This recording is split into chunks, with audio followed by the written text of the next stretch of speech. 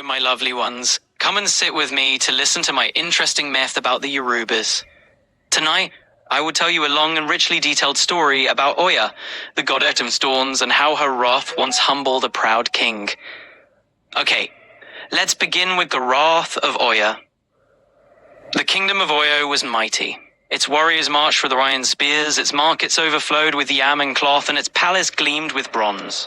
At its center sat King Adewale, proud and ambitious. He believed his power unmatched, greater even than the gods. But the priests whispered of unrest. The winds were restless, the rivers uneasy. The goddess Oya, guardian of storms and transformation, had not been honored in years.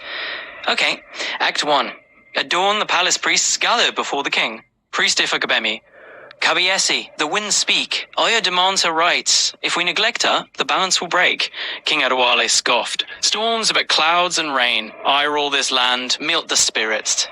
His daughter, Princess Adesewa, frowned. She had grown up listening to the old stories, and she knew better than to dismiss them. Adesewa, father, the gods are not to be mocked. Oya's power is not in clouds alone. It is in the rivers, the winds, the very breath of the earth. Adewale waved her away, his pride unshaken. Okay. Act 2. The Gathering Storm. That night, the sky darkened. At the crossroads, Oya appeared. Her hair swirling like a tornado, her eyes glowing with lightning. She spoke to the winds. Oya, the king has forgotten respect. Let the rivers remind him of humility. The next day, the rains began. At first, the people rejoiced. Water meant life. But soon the rivers swelled, bursting their banks. Villages drowned, fields vanished, and the palace itself trembled under thunder. The people cried out, Oya is angry. Act 3, the Fall of Pride. As the floodwaters rose, Adewale stood on the palace steps watching his kingdom sink. His warriors could not fight the storm, his wealth could not buy safety. Princess Adesewa ran to him, her robes soaked in rain. Adesewa, father, listen, the people suffer, Oya is angry, we must make peace. Finally humbled, Adewale gathered offerings, horses, cloth, and sacred drums, and carried them to the shrine. He knelt, his crown heavy with mud. Adewale, forgive me, I am but a man, the land is yours to protect. Okay. Act 4, the goddess appears. The winds calmed, the rain slowed. Oya appeared once more, her voice like rolling thunder.